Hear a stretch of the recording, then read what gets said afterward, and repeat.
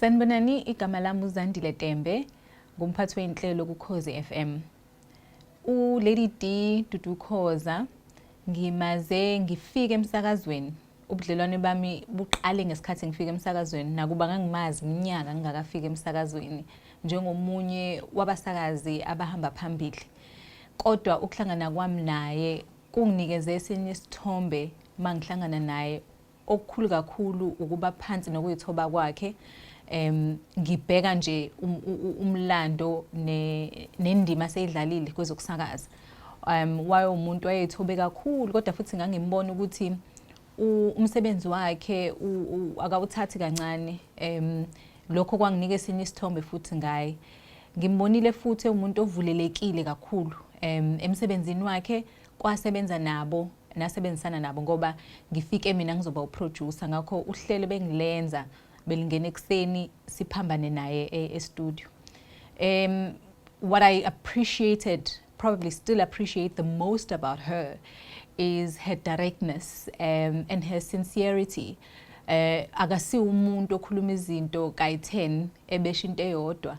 So lokho ngaye ngifunde kakhulu ngokubaluleka kokuthi umuntu ozaziyo, ngakho akazingabazi, akathandabuzi ngento ebalekile kuyena, whether ufuna ukucaciseleka noma ufuna ukuyi-express indlela afila ngayo. Ngikuthande kakhulu lokho ngaye ngoba in a long run ekuthe mangabe sengiphethe inhlelo kungifundisile ukuthi ngokwale industry ave kubalekile ukuthi ube nomgogodla ngoba lokho kumenziwa umuntu onomgogodla kakhulu emehlweni nami. Okunye futhi okuthe ukuphuma phambili kakhulu ngaye that I got to appreciate and learn about her is allowing herself to be vulnerable. I-industry ila usemehlweni khona wabantu abaningi bahleze be-expect ukuthi uzoba into eyodwa ngaso sonke isikhathi.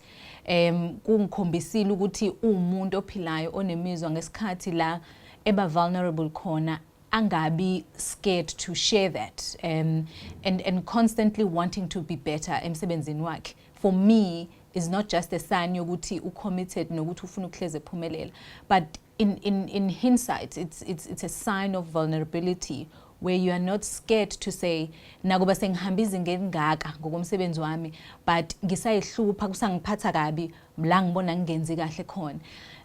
As someone who is leading that person, it gives you such courage because it means, one, she is willing to listen, she is willing to learn regardless of the experience that she has. And that makes a relationship yokusebenza ibe mnandi kakhulu because awuzizwa umphethe emsebenzini but umbona umuntu obambisene naye ngokomsebenzi. LadyD undoubtedly is umabizwa sabele and I think ekumchazeni kwami nokum-understanda kwami nokumfunda kwami emsebenzini, umuntu ongasabi ukungafuni ukuchazeleka ngokumsebenzi ohlezi ekhombisa intshisekelo ngaso sonke isikhathi, that on its own for me shows isani yokuthi la ubizwa khona uyasabela, because it's not just about ukuthi kuthiwe LadyD siyakudinga busu uyeza kuphela, but it's a sign where you are saying, where can I help? It's easier to deal with umuntu onjalo because it means they're opening themselves up for anything that can come their way and they've got the right attitude for it. So for me, attitude is one of izinto engathi zibe peculiar ngaye nokuba umabizwa sabele kwakhe ngayo. And ayikho into njengesizwe ongakwazi ukuthi umbone umuntu ngayo ekungasabini kwakhe ukubizwa ngesikhathi esabela njengokusondeza abantu abasha. Abantu basemakhaya, abantu besifazane, goes without saying. I don't even think ingaze ngichaze leyo because she has created movements ahlukahlukene that are heeding a call for different women from different spheres, whether basemabhizinisini or abantu abafuna ukuthuthukiswa.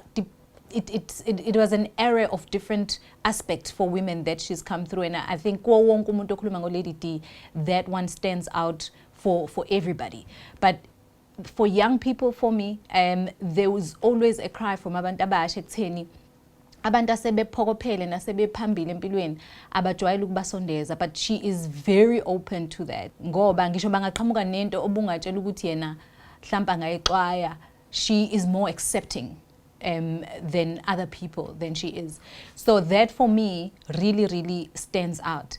But also not to be scared to try new things. As umuntu osebenze naye, nomuntu a-reporta kuyena, her energy and her attitudes to try new things, if you introduce it to her, has been another sign engakubalula ngayo ukuthi uma bizwa asabela.